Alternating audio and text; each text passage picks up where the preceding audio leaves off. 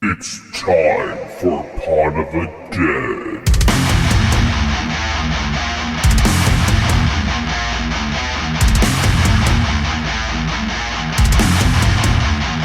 Join us!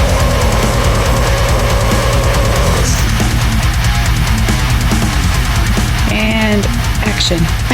Hello and welcome to Pod of the Dead. I'm your host Nicholas, and with me as always are the two final girls, Stephanie and Natasha. Hello. Hi. On today's episode, we are covering the 1998 John Carpenter feature, Vampires. Before we get into all that, Tasha, would you like to tell us what Vampires is? Vampires. Ever since his parents were murdered by vampires, Jack Crow, played by James Wood, has one purpose in life: putting stakes through bloodsuckers' hearts. With his battle-hardened crew of vampire killers and assistance of the Catholic Church, Crow roams the New Mexico desert looking for the undead lairs to annihilate. Directed by John Carpenter, and it also has Thomas Ian Griffith who plays the main baddie. So that is not the overview that I have in front of me. This is scary. What I've got is Jack Crow is stripped of his immortality as an infant and must become a true hero in order to reclaim it. What? That's what I've Hercules? got. It is Hercules. James Woods all played, I know. Oh, yeah. James Woods played Hades. Yeah. Yeah. Okay. So that wasn't vampire. Well, maybe this one's vampires then. Jack Crow is summoned to a mysterious island to compete in a tournament whose outcome will decide the fate of the world. What? What? No. Is that not the movie we watched? No. The fate of the world. On an island? Oh, hold on. Sorry. That's Kari Hiroyuki Tagawa. He played Shang Tsung in Mortal Kombat. He was also in this film. Oh, okay. I'm sorry. All right. Mortal Kombat. That was what we were missing. Okay. Maybe it's this one. Jack Crow struggles to balance being a father and being involved in an outlaw motorcycle club. Oh my gosh. Is this the Harley Davidson and the Marlboro Man? No? No? On the motorcycle. No, I think this is Vampires. Isn't it? Oh, sorry. No, this is Sons of Anarchy. Mark Boone Jr. Oh yeah, that's true. I don't know why these are so like. I don't know where you're finding yours, Tasha, because mine are not that. Yeah, I forgot. Yeah, Bobby from Sons of Anarchy was in this. Bobby Elvis. Yeah, literally. So, what do you girls have any history with this film before we got into homework? Nope. I think I know the cover just from you having it, Nick, but I have no history. So this was during my obsession of vampires when I was a teenager, or young teenager actually, and I came across this movie on VHS in the 90s, and I watched it a lot. It was just one of those movies that came out that I enjoyed when I was a kid. So that's why I was like, let's try to cover this, because I haven't seen it in a while. Actually, it's not been that long, but yeah. So it's a vampire movie, and I love vampires, so it worked. Yeah, I have no idea how I came upon this, because it's one of those movies, I don't know if Grandma Headley, or because Mom's a vampire fan and stuff like that. This was just a VHS we had at home. I don't remember it I don't remember Mom watching it. I don't remember Grandma watching it. It was just there. Mm-hmm. So obviously I'm like, oh shit, a horror film. I'm gonna watch this. And I still have my copy of it from being a kid. And my copy now.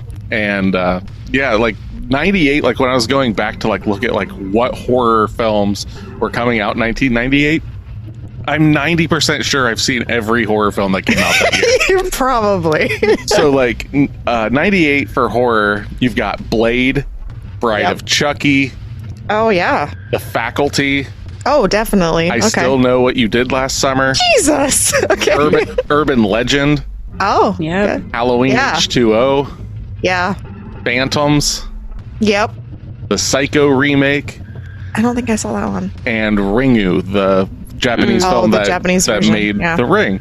So I was just like going through, I was like, holy fucking That's shit. Now, it's not, in my book, it's not that it's like one of the greatest years of horror or anything like that, but like for growing up, it's like this must be one of those years that like post Scream, you know, like Scream comes out like 96, I think it is. Yeah. And like that like reinvigorated everything. It's just like now they're just pumping out fucking horror films left and right. So Yeah, I saw all but the last two, and I remember seeing them when they came out because I loved The Faculty when they came out, like as a teenager. And Halloween H2O had Josh Hartnett in it, so I was like, he was like a super hot heartthrob back in the day. So that was in, and he's gonna have a horror movie come out this year. So yeah, it was That's a good year. I know I saw a lot of these weirdly at the camper, like over the summer and stuff, because we would go to like, it was like West Coast Video or something like that.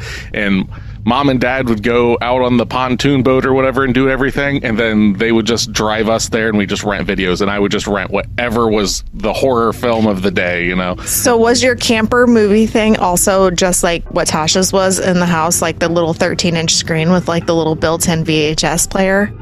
Yeah, I think it was. Yeah, it was just a small thing. Little tiny thing. And not to go too far off, I remember like very vividly. So when Titanic came out, obviously not a horror film, but when Titanic came out, all the people in the like campground gathered around like a small like, I don't know, 18-inch TV outside of somebody's camper. They all brought lawn chairs and they watched the VHS copy like as a like it was nighttime and everybody like fucking weird. I don't remember that's 2 VHSs too. Yeah, that's 2 VHSs long. Too many in my book.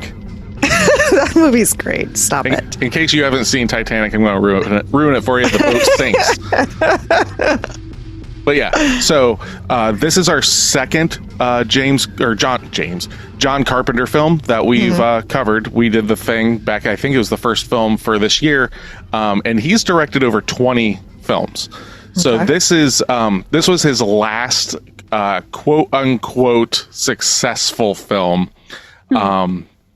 So keep that in mind when we talk about budget and everything. But to give you a little overview of, you know, who John Carpenter is, and not to give a history of John Carpenter, but to give you some of his films, he's responsible for Halloween. So 1978, he puts out Halloween. And then he has an absolute insane run of films. I'm not going to go year by year, but let's say The Fog comes out in 1980. Escape from New York comes out in 1981. The Thing comes out in 1982. Christine comes out in 1983. Wow. So like insane run of films. And then They Live that has Rowdy Roddy Piper in it comes out in 98. In the Mouth of Madness that has Sam Neill that you may know as was it something Grant from Jurassic Park, the main guy in yeah. So fucking crazy. And this was his last, Vampires was his last like successful film. After this, it kind of went away. This was also the film that brought him back into wanting to make movies, because the film that he made before this was Escape from LA, and he was going to retire from making films because he found it to no longer be fun. And this, the script and everything came to him, and he was like, you know what? I think I can make this work. This seems like it could be something cool, you know, and they ended up making it. But 1998, what do you think the budget for this film was? This like borderlines for me like of like good movie and B movie, so it's hard for me to be like deciding on what. I'm gonna go with 5 million. 5 million. Okay, I'll go with 3 million. Okay. This movie was made for $20 million. What? Holy shit balls. Okay. Which is only a third of what its original budget was. So when this movie was originally greenlit to be made, it had a different director, different people involved, and then the budget for it was $60 million. Oh, okay. And then it kind of got like in this weird development hell kind of thing, because I want to say that the rights for the from the book called Vampires with a $sign. Oh my God. Was bought like in like 92 or something like that. And this comes out in 98. So like they were just like, all right, well, what if we cut this? What if we cut that? And I think it was actually like really close to like after John Carpenter had already jumped on board that they're just like, okay, but can you do it for like a third of the money that we told you can do it for? And he's like, I think we can do this. Like, fuck it, whatever. Okay. Wow. So for its $20 million budget, I'm only going to give you the domestic box office because of reasons. But what do you think it ended up making? Domestically. Just domestically. 60. 60 million? Yeah. 20 million. 20.3 million. Oh my So gosh. just broke literally even. over. Broke even. Now, like when I was saying earlier, you know, like it was his last successful film, you know, it wasn't successful domestically in theaters. It ended up making like $40 million in like movie rentals and stuff like that. Oh, so okay. it definitely like that is the John Carpenter like way, and it's not that he wants it that way. It's when his film like The Thing was considered a box office flop and stuff like that. When his movies for the most part come out into theaters, they don't make the big explosions, and it's not until like they go to people's homes and stuff that the right audience finds it and they're just like, this fucking movie rules, whatever, you know. Yeah. So it's sad because like there's been so many interviews with him that people will be like, oh, I loved it when I saw it on VHS. It's like, oh, that doesn't fucking help me now. Like it would have been a lot more helpful if these people went to the theaters, because then it shows that people like it and yada yada yada, and then he would have gotten bigger, better jobs and stuff like that. Yeah. But there's also another big name involved with this that's behind the scenes. So before we start getting into like James Woods and all that stuff, you know, a very, very, very, very important person in the horror scope did the special effects in this film, and he goes by the name of Greg Nicotero. Okay. You may not know that name, but you know his work so very well. Again, I'm going to go through some movies. His first movie that he worked on was Day of the Dead back in 1985. From there on, he worked under Tom Savini. So Tom Savini is like the godfather of like special effects horror stuff. Okay. He did special effects for Evil Dead 2 in 1987. He did special effects for Bride of Reanimator in 1990. From Dusk Till Dawn in 1996. Scream in 1996. Phantoms in 1998. Faculty in 1998. The Haunting in 1999. House on Haunted Hill in 1999. 13 Ghosts in 2001. Kill Bill Volume 1 and 2 in 2003 and 2004. Hostel in 2005. And he was the showrunner and directed and did all the special, not all, but like his company did all the special effects for 177 episodes of The Walking Dead. Wow. Oh, shit. Okay. He is Mr. Horror Special Effects. His credentials are fucking a mile along. So and that's awesome. that was just cutting out. He has over 200 special effects makeup credits on his IMDb page. So it's fucking insane. That's crazy. We could do a podcast just doing his movies. Yeah, that's crazy. So, but I really wanted to get that. I really wanted to get that out there because, you know, that alone. Last episode we gave you some options to check out and whatnot. You want some options? Just look up Greg Nicotero and just there you go. You got watch fucking his movies for years. But don't forget to listen to us. Okay. Yeah. So also to give kind of a kind of what was coming out this year, 1998, we have starting at number 10, The Truman Show comes out this year. Oh, that was cute. Lethal Weapon 4. Okay. Shakespeare in Love. Okay. Dr. Dolittle. Okay. Mulan. I love that movie. A Bug's Life. Aw. There's Something About Mary. Oh, shit. Okay. The Matthew Broderick-led Godzilla.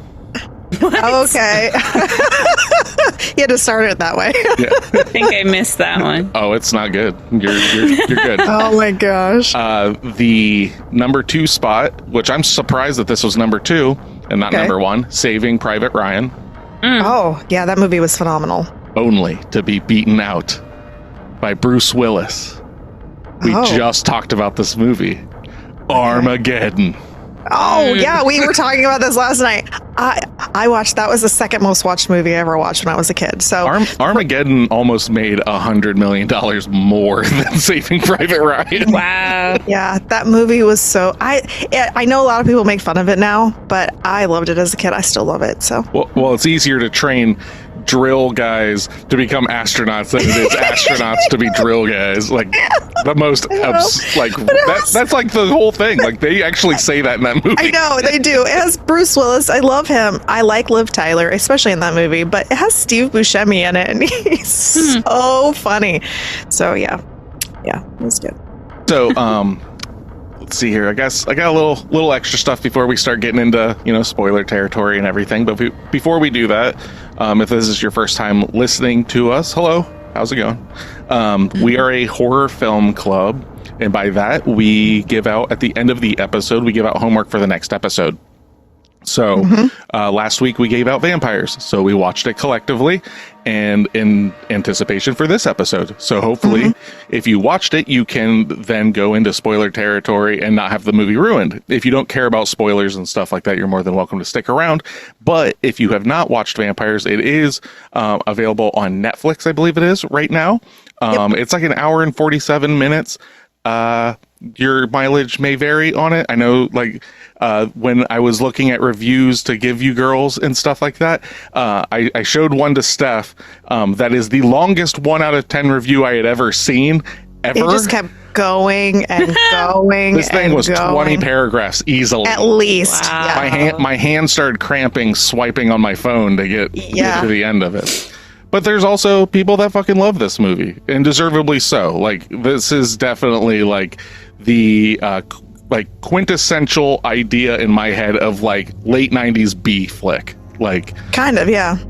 So, but for this film, John Carpenter wanted to get away from the stereotype of gothic vampires, as he said in an interview. He said, "My vampires are savage creatures. There isn't a second of brooding loneliness in their existence. They're too busy ripping and tearing humans apart." To which I say, "You're goddamn right, John. I love it." Because that was the argument, well, not argument, but the conversation that Steph and I had about like what I want in a vampire movie and what Hollywood wants in a vampire movie. True. And like the whole like romantic, like, oh, I've been around so long and I need love, like all that kind of shit. It's like, no, these things should be losing like no sense of humanity anymore because they've been around so fucking long and they're not even human now because, they've lost everything and therefore they don't care and they're just going to murder and feed and all that stuff. So yes, thank you, John, for doing that for me. But before John Carpenter got involved in this, the original casting for it was this. I want to live in the timeline where this casting stayed on and John Carpenter made this movie. Okay. So we wouldn't have gotten James Woods as our lead. Okay. Initially, it was going to be Dolph Lundgren. Oh, that's way worse. If you don't know who Dolph Lundgren is, that is the Russian boxer from, I think it's Rocky 3. It's like, I will break you. He's been in a multitude of other things. Hasn't he been in the Expendables movies? Yeah, he's been in the Expendables. I love him in the Expendables, but in this? Are you fucking kidding me? No. Our vampire of, was it Valek or something like that? Okay. Was reportedly going to be cast by Willem Dafoe. That would have been fine, I think. We have a Baldwin in this movie, yes. Which kind of like, it's very strange that we've got this Baldwin like that you don't really see very often in films, but there's kind of a reason. His brother Alec Baldwin was originally cast And because of certain things, he had to drop out. And he told John, "Hey, why don't you hire my brother?" That's how we get him. Oh, that makes sense. Because I was like, we went and looked up his movie credits yesterday, and we're like, I think it's Daniel Baldwin or Danny Baldwin or whatever. And I was like, they all look so similar, so it's hard to keep them straight. But I was like, this motherfucker really hasn't done a whole lot. Like in comparison to his brothers, especially Alec, like he just doesn't have a lot on his sheet. Like he hasn't done a lot. So I don't know. Before we got Alec Baldwin, John Carpenter's first choice to play Montoya was Bruce fucking Campbell. No, I don't know. Oh. Bruce Campbell as Montoya, I don't know. Oh, that would have been great. It would have been I like Bruce Campbell, but I don't know. So I like that name though, Montoya. That's a good name. I also like what's his Crow? What's his first name in the movie? Jack Crow. Jack Crow. I like that name too. That's a good one. So yeah. So when Carpenter cast James Woods as Jack Crow, he said it was because he wanted the vampire slayer to be as savage as the prey he's after. A guy who's just as menacing as the vampires. James Wood is the kind of guy you believe could and would chew off the leg of a vampire. Yeah, that's what I liked about him in this. That's the best part of this whole movie is him, in my opinion. Oh yeah, his dialogue is some of the best stuff in the film. It is. It legitimately is. It's so good. Really, Tasha? I wasn't a fan of much of this movie. I kind of assume so. No, Tasha didn't like the New Mexico vampire film by John Carpenter. I would have never imagined. Never guessed it. What has this podcast become? All right. So, you girls ready to get into spoiler territory and we can openly talk about this movie? Let's do it. All right. Yeah. So if you haven't seen it, I've already kind of given you the warning and not the warning, but kind of been talking about it. If you haven't seen it, check it out. If you don't care, stick around. Oh, you gonna just meh? You just gonna meh? No, you go watch it. You have to watch it. No, shut up. You go watch it and you come back and finish the episode. The last 5-10 minutes of the episode, we give out homework. God damn it. All right. Anyway. Without any further ado, let's go out into the desert and go hunt some vampires. If you'd like to be part of our horror film club, make sure to follow us at Instagram, Threads, and Facebook at Pod of the Dead. All of our episodes can be found at podofthedeadorelse.com or wherever you stream music and podcasts. If you have movie recommendations or questions for us, email us at podofthedead666@gmail.com. Don't forget to leave us a 5-star review. Or else. Let's hear it. Let's hear that. Let's hear that 10 out of 10, Tasha. Your self-written 10 out of 10. Why do you do this to me? All right. James Woods. Need I say anything else? Okay, this isn't the greatest movie, but it oozes cool. The vampires in this aren't prissy romantic types or gothic morons either. They're vicious bastards who would make the vampires in Blade look like wusses. Yeah. Kind of. Wusses. That's a funny word. Yeah. The action's good, the storyline's solid, but it's nothing new. It's just good fun. In my opinion, that in Carpenter's old age, he's become too tired and cynical to make films that audiences or critics would find to be works of masterpiece. For example, his Apocalyptic 3, Thing, Prince of Darkness. I don't know why they're just going into a John Carpenter. Because he deserves it. Prince of Darkness, Mouth of Madness in parentheses. No, he's instead content with making sarcastic films that lampoon mainstream movies. 100%. It's the idea, it's the idea where, like he was saying, like, this is like Hollywood wants vampires to be this. Well, this is what I want vampires to be, and I don't give a shit. I see. I don't give a shit if you want this movie. You already paid me. That's where he's at in his life at this point. Gotcha. Okay, Carpenter's tired. Take his films at face value. Goddamn and right. Laugh at how they mock the average person's taste for the mainstream. Fuck yeah. Yeah, that's exactly what it does. Yeah. See, and I never thought of it to be that way, like John Carpenter's films, but like hearing that, it's like, oh, that must be why I really like his stuff, because like I've never found his movies to be like legit scary as much as they're just like fucking cool, weird, and like there's not many things like them. So like that's where it's just like, oh, I guess that's why I'm a Carpenter fanboy. Yeah, all right, Steph, let's hear that heresy, that 1 out of 10. I am curious to see what they're angry about in this one. So let me pull it up here. I hate vampire movies. Like that's usually how these things work. Horror films are the worst. I love this. This is just the first sentence on this just makes my day. 1 out of 10. All the dialogues in this movie seem to consist of the words fuck, bitch, die, and shit. It lacks any continuous logic and decorates all of the women in the movie as either brainless sex hunger or vampirish evilness. The only people who at least slightly turn out to be intelligent are the vampires. They're also much more sympathetic than the trigger-happy gun guy with the trigger-happy gun guy. I wonder if that was like the actual like. All right, Montoya, your actual name is Trigger Happy Gun Guy. Gun Guy, yeah. With the hard-to-believe, very made-up pseudo-past who could be considered one of the leading characters. In the end, when it seems the vampires might win, the movie feels a little more bearable for a few minutes.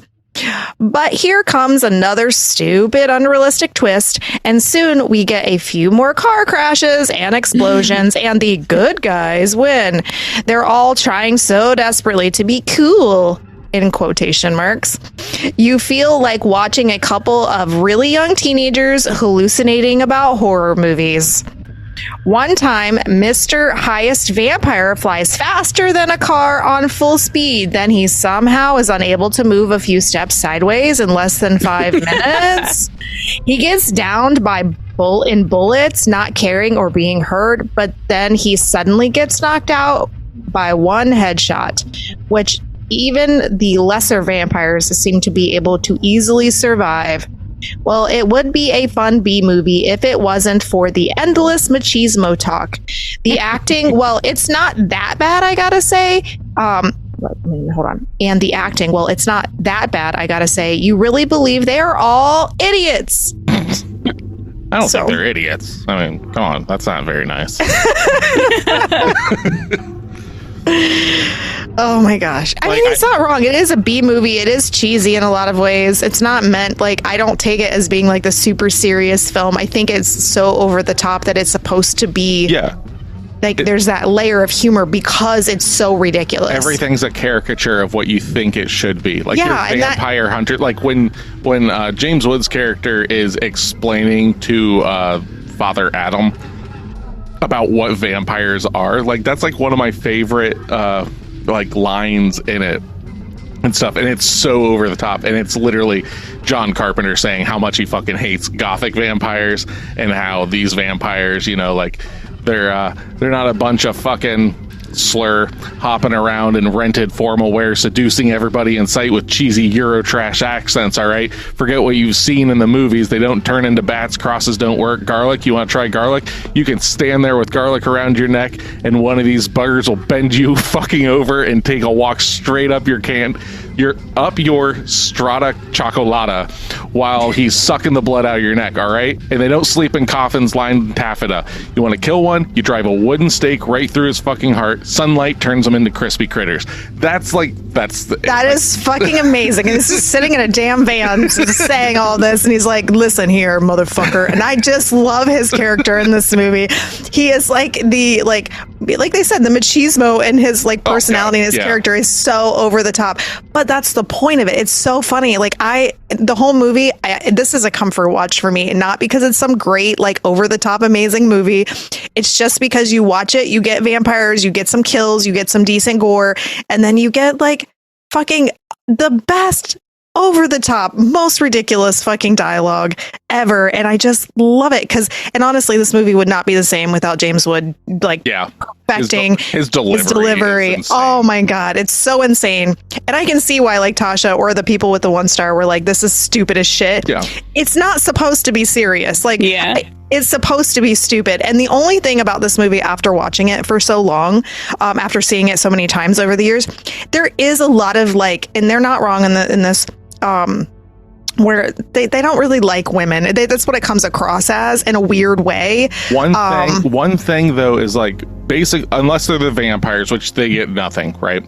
But the only women that you see in the movie are prostitutes. Like that's it. Like, so when they're saying like, oh, they're just, it's like, well, they're prostitutes. I mean, like, and that's not me like degrading people that do sex work. I'm just saying like, I mean, yeah, they're all viewed as sex objects and stuff and everything because they're literally prostitutes brought in by a cop to give to the vampire slayers for like payment to fucking thank them. That makes sense, but the only females you're really getting are this, like, that's your type in the whole movie. And so, like, they didn't have anything else. And then we have our prostitute that gets turned, and she's Worst like actress in the film.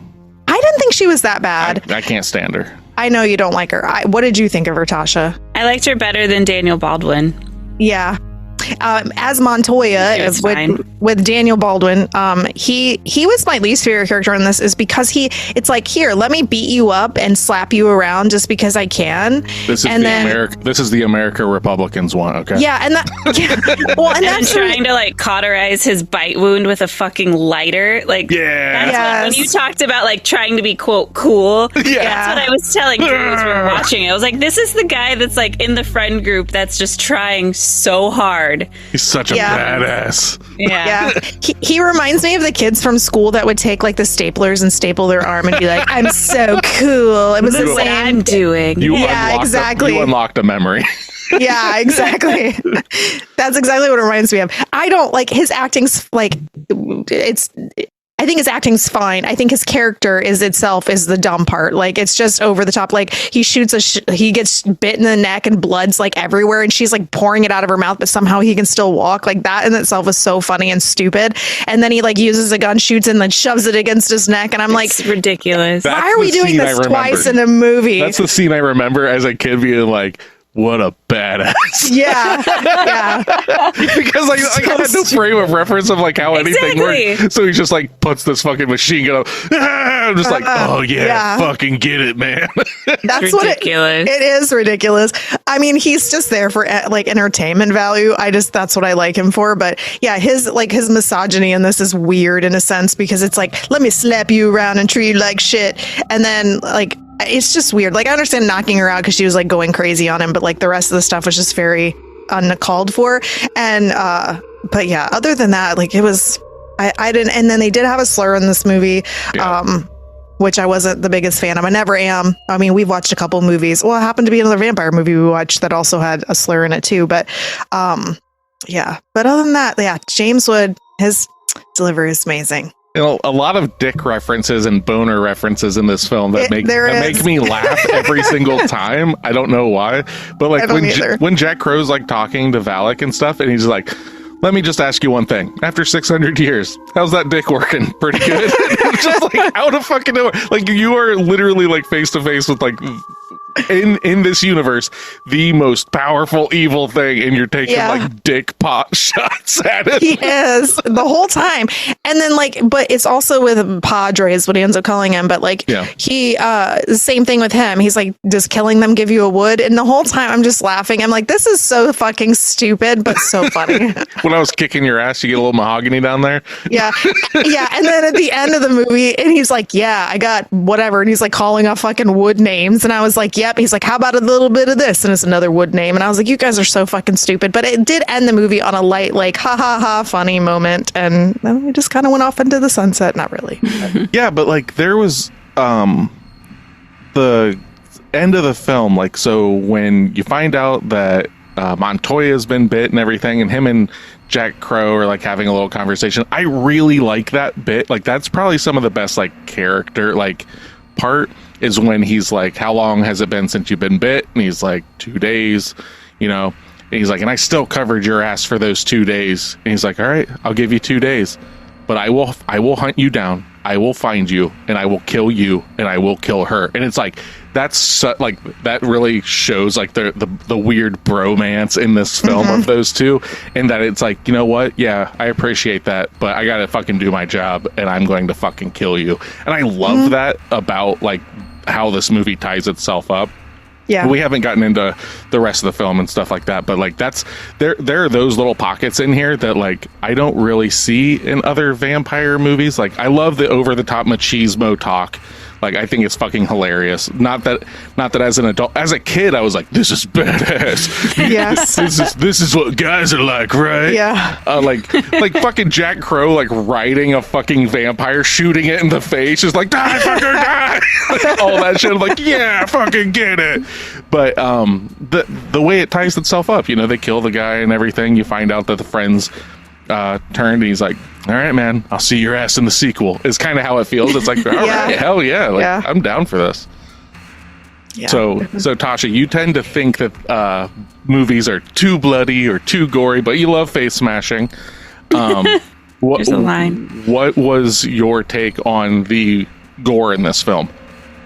It was humorous. It was outlandish. Yes. Is probably the best word for it. So it wasn't like, I wouldn't take it as gore. It made me laugh quite a bit, especially like when they got pulled out into the sun. Yes, that was just so absurd because it was like they had flares coming out of their forearms. Like, what the fuck is happening? I love though that like once they hit the sun, like once they get full direct sunlight, it's not like I gotta run away. It's they fucking burst into flames. Yeah, and I like that a lot. Like. You don't see that very often in like vampire films. It's usually like, and they run off into the fucking shadows or whatever. No. But this one, it's like, nah, we're going to fucking light your ass up. Yeah. It was ridiculous. It is, but it's great. And I honestly forgot how gory, quote unquote gory. Well, yeah, it's gory. The film was in its entirety, because I remembered when the one dude like opens the door and gets split like from his navel up through his collarbone, falls in half, and I was like, I think that's it. I don't think it really I think it's more just like gunfights and stuff like that. It's like, oh yeah, no, we get to watch James Wood decapitate his entire party with a fucking bag of heads and all this shit. We get to see all these other people get fucking decapitated and all this stuff. I was like, oh yeah, I fucking forgot about this. A lot of decapitations. A lot of decapitations in this movie. Yeah, that's true. So it had like the Evil Dead 2 vibes to it with its gore, if you will. Like it was just so ridiculous. Same guy doing the effects. So a lot of blood spray and all this.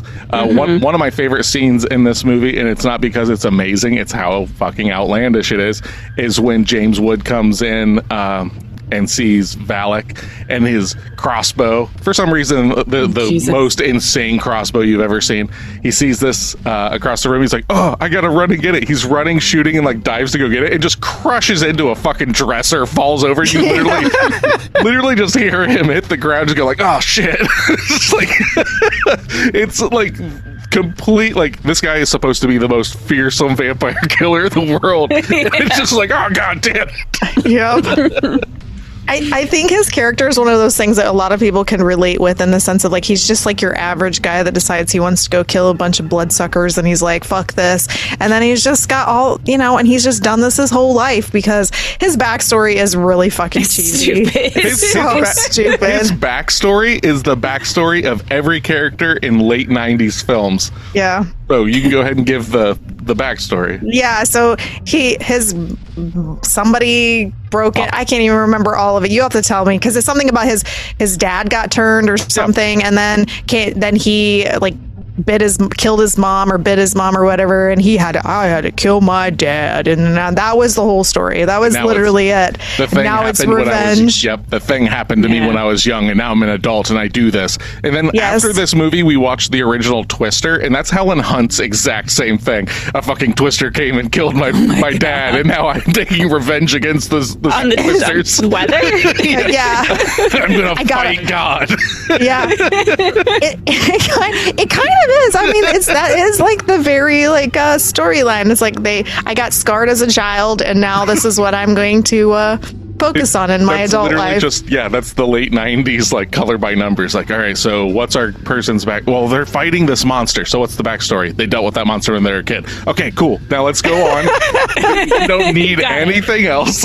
Yeah, legitimately. And I was like, that, I mean, I get like that could maybe drive you to do that, but at the same time, we didn't even need a backstory. He could it was like he could just be a vampire hunter. Like, I don't know a lot of vampire hunter movies or stuff like that they have to go into that like much depth of storyline. We just kill vampires because they're bad guys. That's really that easy. The movie's trying to give you character development, and that's what you girls want. No, not in this movie. This movie doesn't have any character development, yes, realistically. And we actually get a really cool, like, okay, so like looking at just vampire films in general, right? Okay. We also get like a really cool origin of how Valek becomes a vampire, that it's an exorcism gone wrong, true. But like a reverse exorcism. That's true. And I love which I think is really cool, like really cool in the sense of like when they're talking about like one of the reviews was saying like it's just like your basic story, and it's I don't know of another one that's like, no, the church fucked up and created this thing. And I'm like, that's fucking dope.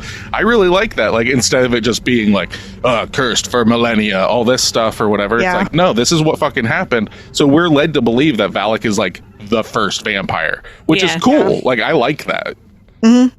I agree. The only thing I thought was weird is like, and I could just be wrong because I don't remember like all the storyline of it exactly, but they're like, we have to go in and we have to kill the masters or the master or whatever. And they're like killing all these vampires. And did they say something at some point? Because it is like this in some vampire stuff where it was like, if we kill him, then it kills all the other ones. I don't think they ever say that, but they kind of allude to like, they at least think that might, help. And it doesn't. Because it doesn't. And I wasn't. That's another thing that I like is like we gotta cut off the serpent's head, right? And then the rest will change back. And it's like, no, that doesn't fucking happen. They're all still vampires. Like, and I really like that. I like that too. I just wasn't sure if that was something they were like convinced that it was, or they were just trying to try this out to see if it was like, hey, maybe if this happens, we can stop having all these people turn. Yeah. Like that we get rid of literally vampires in general. So. But yeah, and then you get your twist where the cardinal is giving Valek the cross and all this stuff because he's basically lost faith in God. So I want immortality and all this stuff, and I like how all that plays out in a sense where it seems very realistic, not in the way the film is shot, but like in the drive of the characters. It's like this cardinal that has become jaded and stuff like that on his faith, so finds out that he can get immortality in this way, is going to help this vampire fulfill his quest or whatever. And then Father Adam shows up, and I think it's really smart. He's just like, I can't fucking kill these vampires, but I can fucking put a stop to this ritual, and just straight up, no questions asked, just kills the cardinal. Fucking shotgun blast, and then like holds the gun to his head and everything. And the only thing that saves Adam from blowing off his head in a way is because Valek takes a fucking a flaming stick and puts it up to James Wood's dick. It's like gonna light his ass on fire. Another penis reference. It should just be called like John Carpenter's dicks. Yes. Which I mean, so. I would give it a whole extra point for that. I like this only because we were talking about this last night about vampire movies. You don't get a lot of vampire movies where the vampires are not romanticized. Like sometimes you'll get occasionally, especially now, but back then that didn't really happen. Like even in Blade, yes, he's a vampire hunter, right? But you do he's the good guy. So and then he's a hybrid or whatever, and then he is going against the bad guys. But apart from that, you don't get, and he's still a sex symbol in that movie. You don't get that very often. So I liked that, the differentiation in this. It was just they're just bad people, or turned, and they're demonic now or whatever, and now we're just going to end them. And that's different. I mean, I love vampires in all facets. I prefer the romanticized one, but I can appreciate this one. It's really interesting considering this and Blade came out in the same year, because their plots are almost the exact same plot too. Because they're both about a vampire hunter. They both have similar plots of vampires trying to complete an arcane ritual that'll allow them to move about in daylight, they also feature a female character slowly turning into a vampire throughout. Wow, that's true. And there's actually a smaller actor named Tim Guinea that is in both of them. Wow. Okay. So it makes you wonder, like, when like scripts and stuff do the rounds and everything. Obviously, Blade is a comic book character that's been around for a long time and everything, but it makes you wonder, like, if there's no way to prove this, but like how similar the storylines are, if, like, considering the vampire script and everything had been like floating around since the early 90s, if that ever came across someone's desk and they're like, oh, that's a cool idea, and we've got this Blade character that we're going to be doing shit with, and then just kind of like, you got my peanut butter and your chocolate, kind of like smashed it together, and that's how, I don't know, like, and we'll be covering Blade eventually one day. It's considering we covered this is an action horror film. This is action first, horror second. And that had always been my complaint with Blade, because Steph had always been like, we need to cover Blade. We need to cover Blade. Yeah. We need to cover Blade. I love that movie. I like Blade. Yeah. So we covered this, and I was like, well, because this was a Steph suggestion as well. Yeah. We covered this, and I was just like, well, now I have no excuse to not cover Blade, because it's like we literally covered the same exact style of movie, and I was like, okay, whatever. Because I remember this movie, like, it's been a bit. Well, we watched it like in the last year or something, but like passively. I wasn't paying attention. But the last time I actually sat and watched this movie, for some reason, I thought it was actually quote unquote scarier, like darker and stuff like that. And then we rewatch it, and I'm like, no, this movie is not dark at all. No, it's kind of campy in a weird way. It's not like, kinda. It very. is. This is a camping site. Everyone's camping. Yeah, it's different, that's for sure. But yeah, when talking about like the movies, I didn't even realize they came out the same year and that they had similar plots to that degree. Yeah. I from just like recently noticing like trends, I think they probably go, hey, this movie studio picked up this is the plot, this is the storyline, it's vampires, it's this, and they're like, okay, so we're gonna do this too and see how this goes, because they're just piggybacking off of that in terms of like throwing movies out that way. So that definitely does happen from time to time, but when you've got movies coming out the same year, that's way too close to actually piggyback that quickly. Now it'd be different if it was like a year off or something, because then it'd be like, oh, this is getting done, then let's piggyback. But like, considering that these came out in the same year, that means there was no release dates or anything. Like, they were just getting made. And sometimes when films get made, the production company's like, you know what, it's not going to make its money back, let's shelve it. So there's no telling. But yeah, like, I don't think that Blade was made because of vampires. Well, definitely I don't think not. Vampires was made because of Blade. But like, they both of those film franchises ended up becoming trilogies. Like, there are two sequels to Vampires, of which I've never seen. I know one of them. Either. One has Bon Jovi. One's got Bon Jovi in it. So they just keep getting better. Oh, yes. we might have to cover that one. That might be the film that I pick in December, just as a Christmas gift to you girls. And then the Blade trilogy, you know, like, which is, it is what it is. It's got Ryan Reynolds in the third one, which is arguably the worst of the trilogy, but I just liked them all. They were all good. Yeah, I mean, they're not, again, none of these films, Vampires, Blade, none of them are meant to be like works of art. They are popcorn films. They are just over the top action horror films. Yeah, but I wonder. So, Interview with the Vampire came out a couple years before this. So I wonder if that was. I want to say that came out like 92.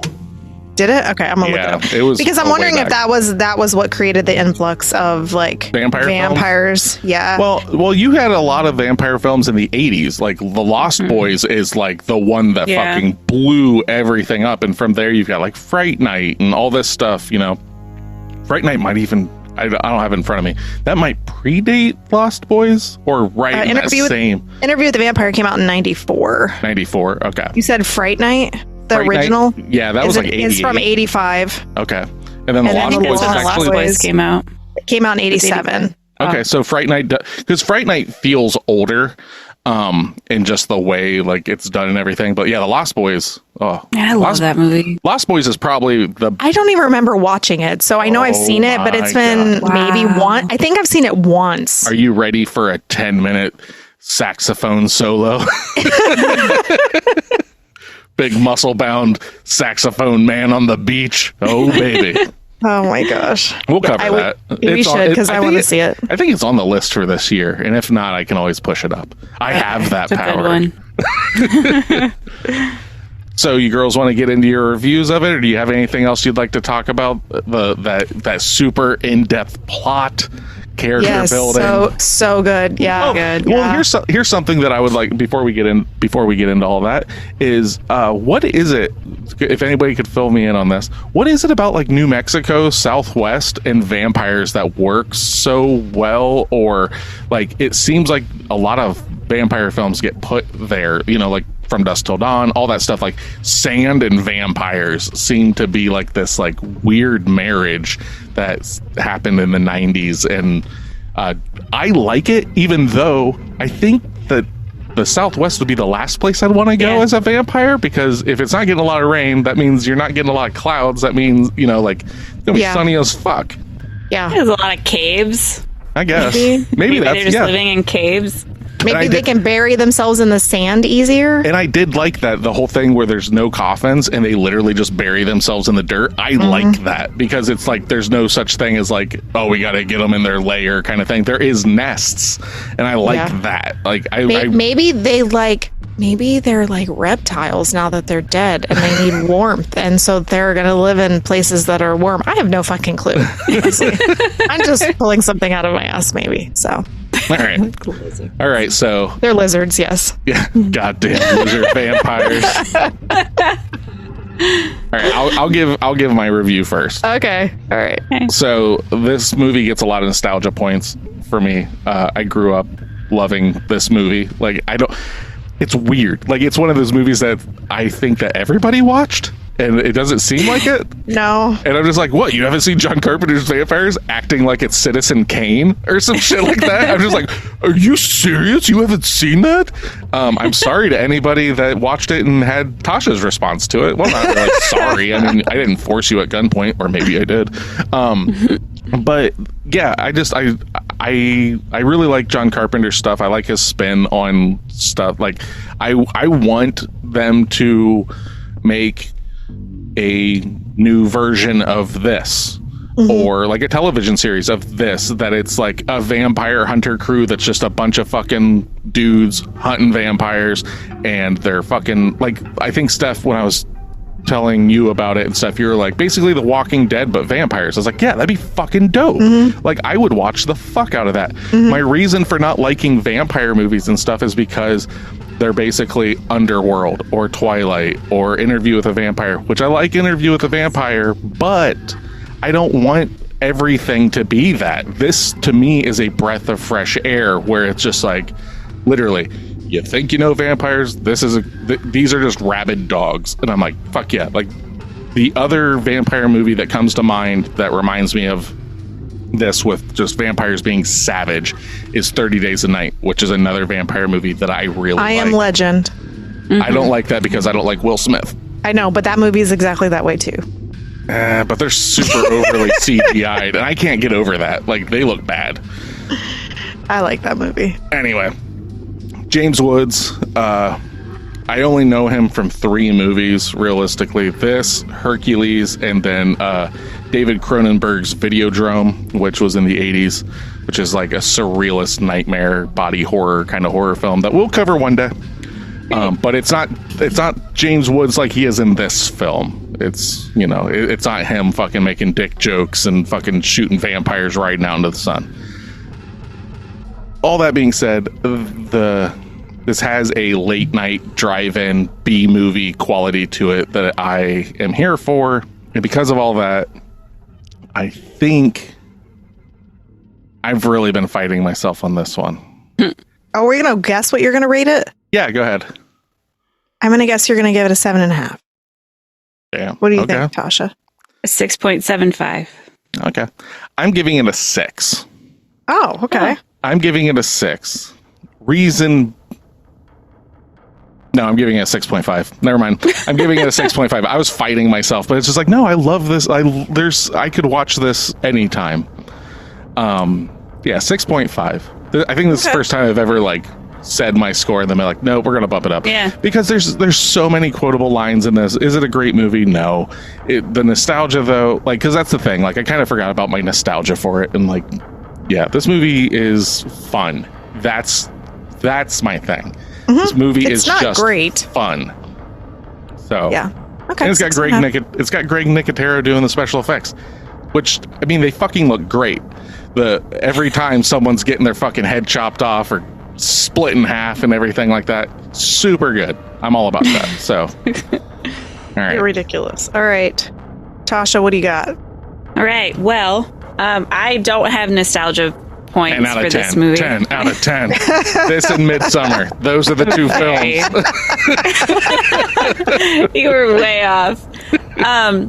It was just all too much. I like vampire movies, but I like The Interview with the Vampire. Like, that's I know. So when you were like, I remember Steph saying last week, like, I don't know, Tosh, how you're going to feel about this. And I was like, I like The Lost Boys and Interview with the Vampire. And it was like, maybe not even 5 minutes into the movie. I was like, okay, yeah, now I know why that didn't matter. Yeah.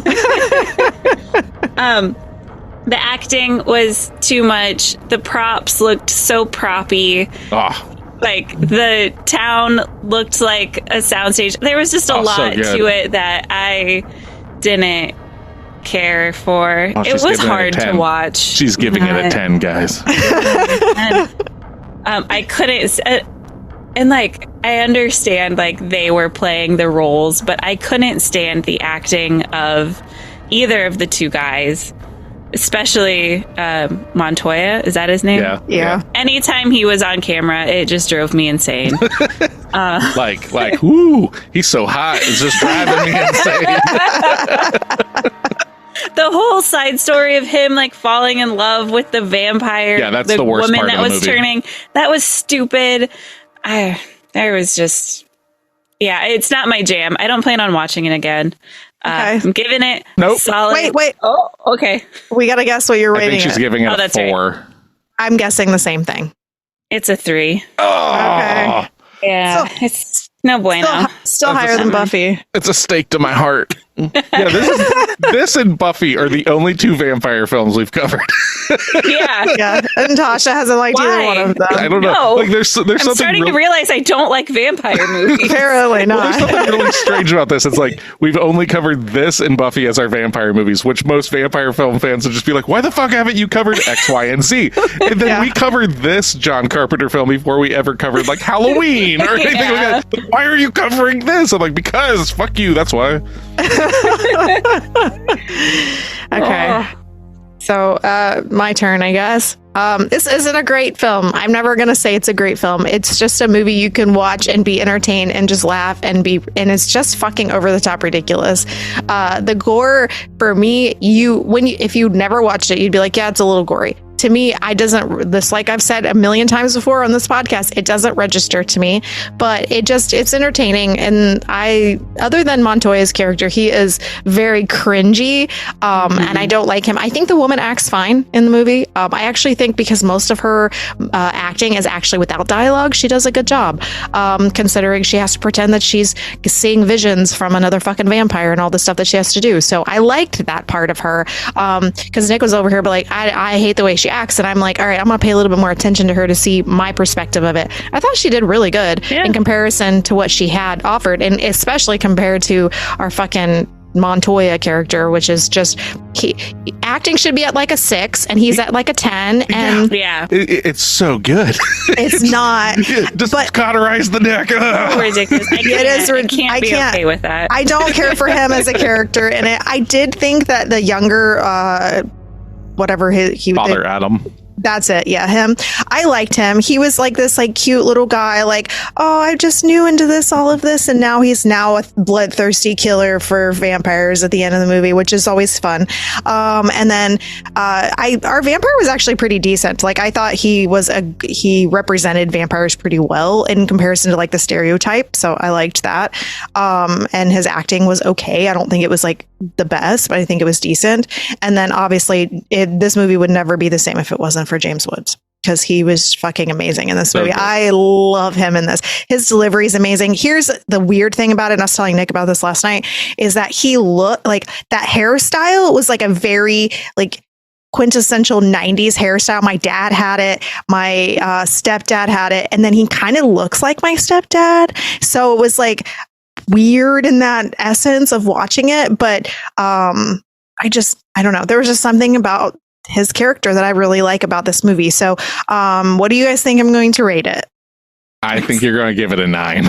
Oh my God. I think you're going to give it a 6. No, Okay. I honestly think you'll 7. give it like a 7. I think you're going to go like 7. Okay. I wrote it down already. I put it as the same as Eunuch. I gave it a 6.5. It's not the best movie ever. It is entertaining and it does have nostalgia for me because I've seen it a lot, but not because it's like the most fantastic movie. This isn't Avatar, so bad. All right. Well, that's the end of this podcast. We're not talking about Jane. God damn it. I know. I can't help it. I have to do it every time. So, yeah, I think, if you like vampire movies, this is something you should probably at least try. I think we're getting a passing score. What do we got, Tasha? Just by the 50. Just by the hair. Yeah. Very close. 53. Yes. Okay. You will more than likely like this movie. No. No. If you like vampire movies and campy movies, you will That's like the this thing. movie. That's it. Yes. If you want to smoke a bowl or hang out with some friends and just like laugh at a horror, like realistically, like if you like Evil Dead and you like Fright Night and you like you like your shit like covered in cheese, you'll fucking like this. Like honestly. I think that's the thing with Tasha's score is you're not a big fan of cheese and camp, like Reanimator and stuff like that. I don't like campy movies. Yeah. And for me, like I do. So like that's the thing. I do too. Like is this the best one? No, but if you like campy stuff, like I would be surprised that like this one was like the one that's like, no, that one's garbage. It's like, hold on. You watched Jason Takes Manhattan. Oh wait, no, that was me. I just watched that. Yeah, we watched that this week. Because I was like, I just want something schlocky, stupid, that's just going to be fucking ridiculous, and that's what I threw on. But so I honestly think more people will be like, oh, it's all right, than people going like, that was fucking horrible. Yeah, I would say that's mid. If you like camp, that's the biggest thing. I agree. Yeah, I would say more so than it being a vampire movie. You have to like campy movies. That takes precedence. Yes, absolutely. Correct. But like, I mean, if you go back to like what was coming out in 1998 and stuff, this definitely stood on its own. Like with urban legends and fucking I Still Know What You Did Last Summer. And then you got James Woods over here fucking writing vampires. I mean, come on. After watching this, we threw on Urban Legend and I watched that last night. Yeah. Ooh, a 98 double feature. Yeah, literally. Hell yeah. All right. So before we give out homework, do you girls have anything that you want to champion? Yeah, I think we all do, probably. So, Tasha, you can go first. Oh, Wimbledon's on. That's God damn it. It's been taking up a lot of my time. You're gonna shit on vampires and you're gonna talk about tennis on this podcast. Yeah, that's happening right now. I haven't watched any like stellar movies, or I'm still in the middle of The House of the Dragon. I really haven't started. Oh no, hold on, I have one more thing. There's a new series on HBO. I think it's called One South. It's a 2-part like docu-series, and it takes place in a psychiatric facility for college students. So it's following a few of the clients that are in an inpatient ward. Ooh. And I think they're each an hour and a half. I think that sounds like a future summer vacation for me. But yeah, it's really good. Like I understand a lot of the language that like the clinicians are talking about, and then it's kind of relatable from like a mental health standpoint. It's really, really good. Okay. What is that on again?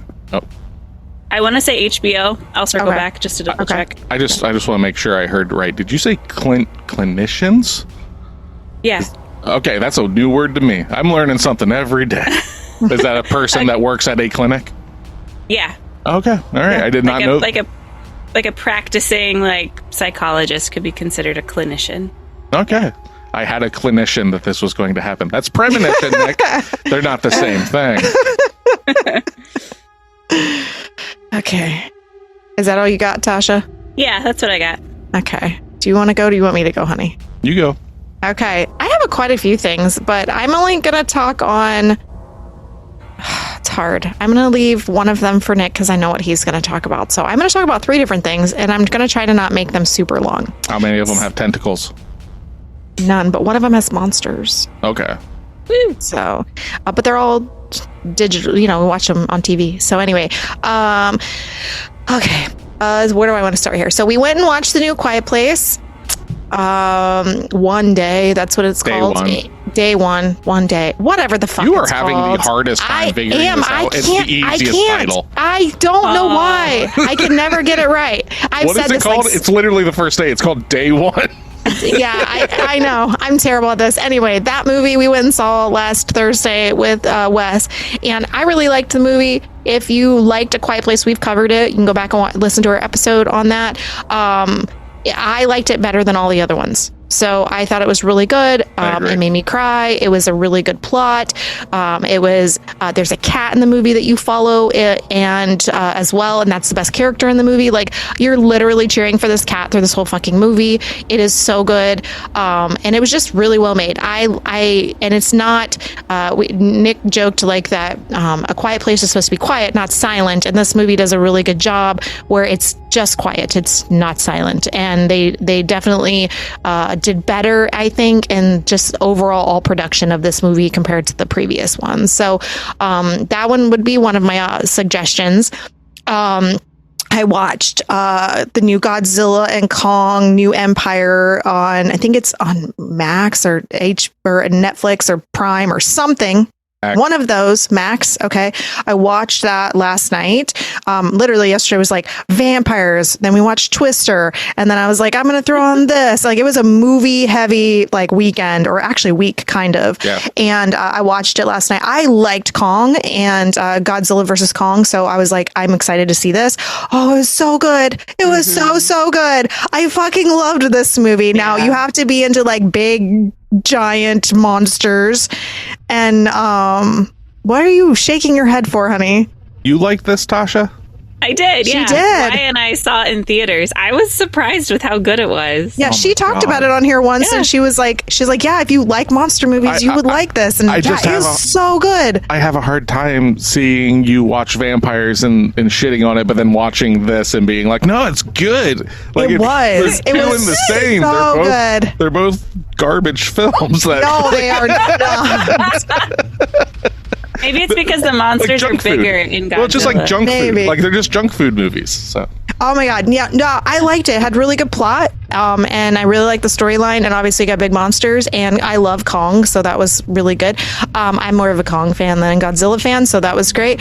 And I know you. We're a Godzilla household here. I know you are, but I didn't know I was a Kong fan until I watched him versus Kong, and then I've just become a bigger fan of him. So yeah, I really liked the movie. I was surprisingly really good, especially since we watched that Godzilla 1 or whatever a couple weeks ago. -1. See, I can't get any of these names right. Nope. And I didn't love that movie. It was okay. This one was, I really liked this movie. And then, the other thing is a TV show. I'm going to try to keep this short too. It is on Prime. It's called Lady Jane. I binge watched I just heard of this. The entire series on Prime. It's like 8 episodes or something like that. It is, I wasn't sure if I was going to like it. It's a period piece, and oh my God, it's so good. And it's so funny. The narrator is like the storyline's very serious. The narrator's hilarious. And I wasn't sure if I was going to like it or not, because some of those things are a little too cheesy for me. I fucking loved this. I could not stop watching it. I was up all night long watching the show from beginning to end. It was just so entertaining, and it has a lot of social commentary that you kind of pick up from like real life for us in comparison to what they're talking about in the show, because it is kind of a mildly supernatural show, while also still being like back in the day stuff. So it was really interesting. I really, really liked it. And if I would just suggest anybody that likes period pieces to at least try the first episode and then see if you like it, because it is different. But I will probably rewatch it at some point because I really did like it that much. So nice. All right, honey, I know what you're going to say. What else? Tell us all about it. Well, I've got 3 things. Oh, okay, cool. Ooh. So the first one, I think, is the one that you're alluding to. We all collectively went and watched Maxine. We did. If you've listened to this podcast to this point, we covered X, We covered Pearl. We'll cover Maxine probably next year because I like to give people time to check it out in theaters, and hopefully it'll hit streaming services. My initial take on it is it's the best of the trilogy. It is my favorite of the X trilogy. Not going to go much more into that, but it was fucking dope. And if it's still in theaters when you hear this, definitely check it out. I think you'll have a good time with it. Second one, so that's my horror movie to throw out there. Second one, the band Wormed, WORMED. Wormed. Okay. Yep, they put out their new album, Omegon, OMEGON. Not to be confused, like not worm in the sense of like the creature or that bug or in whatever you want to call it. I don't know what a fucking worm is. Not a bug. I know. That's why I was like, I don't fucking know what they're exactly called. It's an invertebrate. Okay. So anyway, Wormed as in like wormhole and stuff. This is like a sci-fi technical death metal band, and their new album just came out July 5th, and it fucking rips. It is super fucking badass. Super technical, so if you like, your guitar parts like stuff like that, and you like weird time signatures and throwing shit all over the place, check it out. It's fucking really good. It's gonna be a contender for me for album of the year. Definitely. Yeah, it's super dope. Okay. And I'm usually not a fan of like overly technical like death metal, but this one works for me. And then my last one is Sydney and Wesley had been getting me back a little bit into anime, and upon that, I know that Sydney had been telling me for a long time to check out Chainsaw Man. So, Chainsaw Man, if you're not familiar with anime, I'll explain. If you are familiar with anime, you've probably watched this. This is a wildly popular anime. It falls victim to some of the anime tropes of like adult anime and adult using quotation marks, where it is kind of pervy here and there. Like this isn't Naruto. And like a weird, it's kind of weird pervy. But like you kind of take it for what it is, right? But the idea of Chainsaw Man is actually pretty cool, because it's basically about these devil hunters that are hunting different devils that their power and embodiment are based on human fears.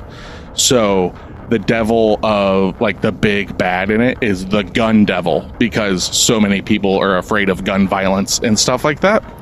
And Chainsaw Man is a human who has the chainsaw devil, which not a lot of people are afraid of chainsaws.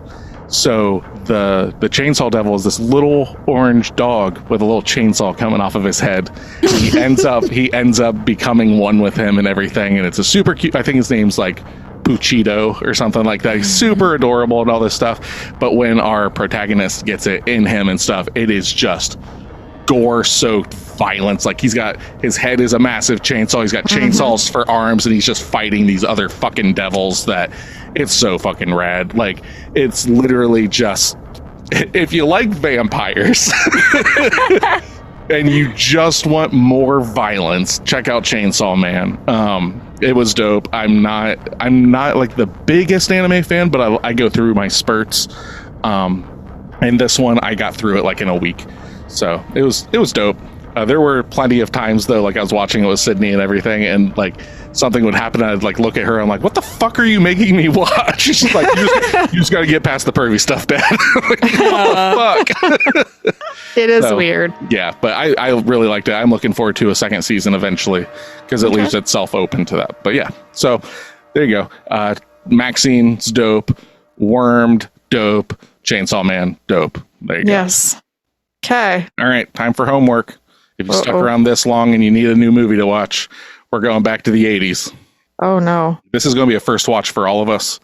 Oh, God. This has been a movie that I have been told to watch for a long time, and just, I don't know why I haven't. We're going to watch the 1988 horror remake, The Blob. We're going to watch The Blob. So that is what we are getting on board for on the horror train for this week. It is on Prime. It's rentable. Prime, Okay. YouTube, Google Play, Apple TV, Fandango. Okay. Yeah, I got a deal on it on Blu-ray on Amazon, so I bought it, and that's why I got pushed forward, because I was like, this is one that I've been told to watch all the time. I'm going to just buy it. I'm probably going to like it, because you know what? The Blob's gloopy, and Nick is all about the gloop. Yeah. I have to rent it. Yeah. Spend money to watch a movie. You're going to love Probably it. won't like You'll love Yes. this. Okay. You'll fucking love it. Okay. All right. I've never been told to watch The Blob, so we shall see. This will be interesting. It's an 80s movie, so at least it's not 70s. So that's good. Yeah, I try to keep us out of the 70s That's because the I know you Yeah, girls that's ringing aren't about it. endorsement. Yeah, literally. I think the only So 70s messed up. movie, Well, I think it's the not only the 70s 70s. film that we'll probably Yeah. cover eventually is the original Halloween. I think that's the last 70s Okay. film, and that'll happen one day. Who fucking Okay. I've seen that one. Okay. For Pod of the Dead, I am Nicholas. I'm Stephanie. I'm Natasha. Come back and listen to us, or else.